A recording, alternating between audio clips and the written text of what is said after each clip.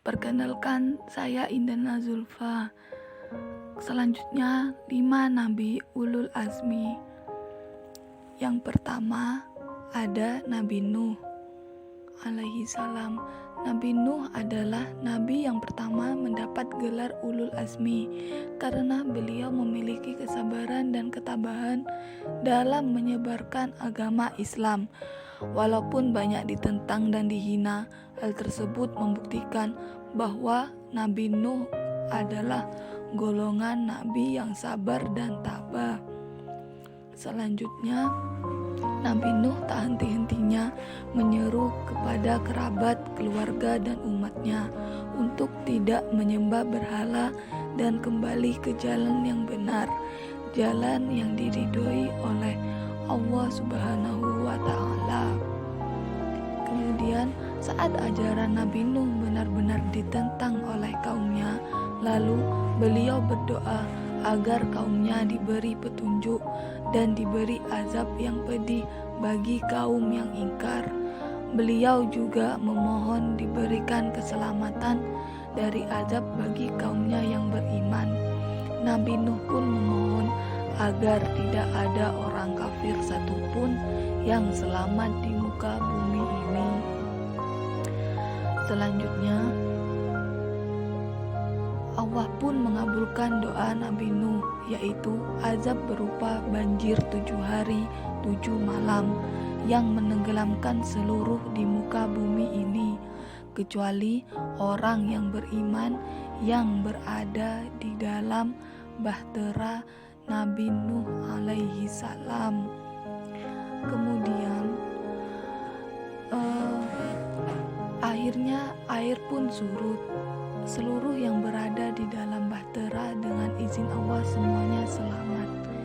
Yang kedua, ada Nabi Ibrahim alaihi salam. Nabi Ibrahim adalah nabi yang bergelar Ulul Azmi yang kedua. Beliaulah yang membangun Ka'bah di kota Mekah. Keyakinannya terhadap Islam dimulai dari pencariannya terhadap Tuhan. Tugas Nabi Ibrahim sangatlah berat karena beliau hidup di zaman jahiliyah yang masyarakatnya musyrik dan kafir. Di bawah pimpinan Raja Namrud, banyak orang yang menyembah berhala. Begitupun ayah Nabi Ibrahim. Raja Namrud ialah raja yang sombong. Bahkan ia mengaku Tuhan dan banyak yang percaya pada pengakuannya tersebut. Suatu ketika, karena semua terlihat gila ke patung, lalu Nabi Ibrahim menghancurkan patung-patung di wilayah Namrud. Beberapa hari kemudian, Namrud tahu. Ia mencari pelakunya. Ibrahim ketahuan bahwa dialah yang menghancurkan. Pada saat itu, Namrud sangatlah murka sekali. Hingga pada akhirnya, Raja Namrud menghukum Nabi Ibrahim dengan membakarnya. Nabi Ibrahim berdoa kepada Allah agar diberikan perlindungan. Dengan mujizat Allah, Nabi Ibrahim pun bebas dari api tanpa terluka sedikit pun. Bajunya pun masih utuh. Semua yang melihat terheran-heran.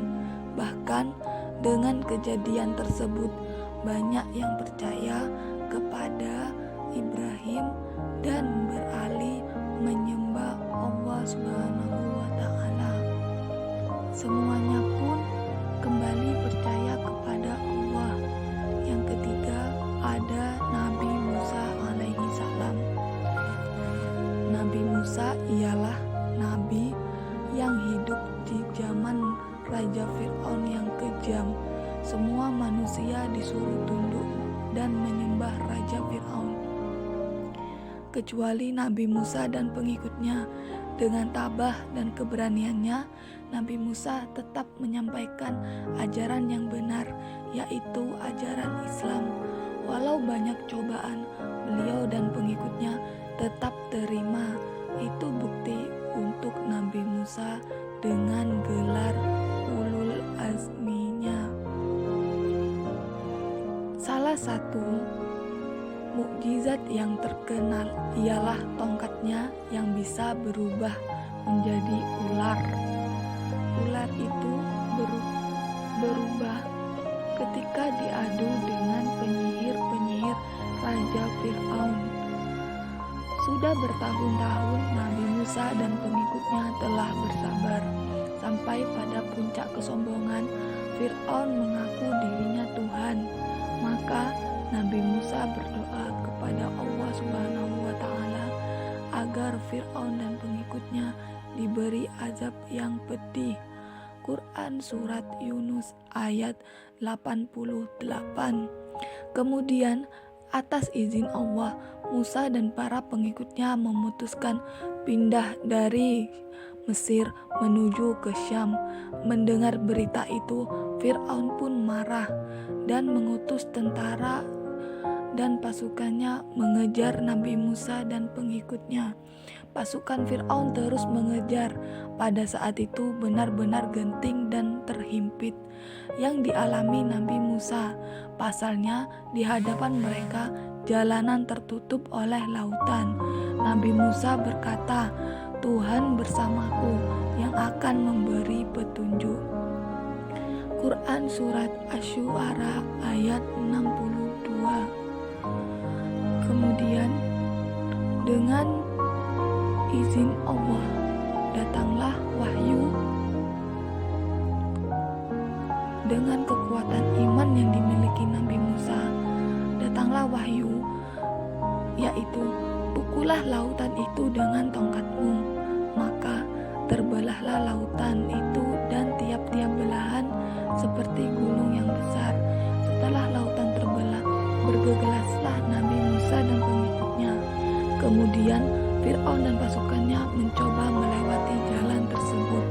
Namun lautan berubah seperti semula saat Musa dan pasukannya melewatinya. Akhirnya Fir'aun dan pasukannya tenggelam, sebagaimana Allah telah berfirman dalam Quran Surat Asy-Syu'ara ayat 65-67. Selanjutnya dilanjutkan teman saya.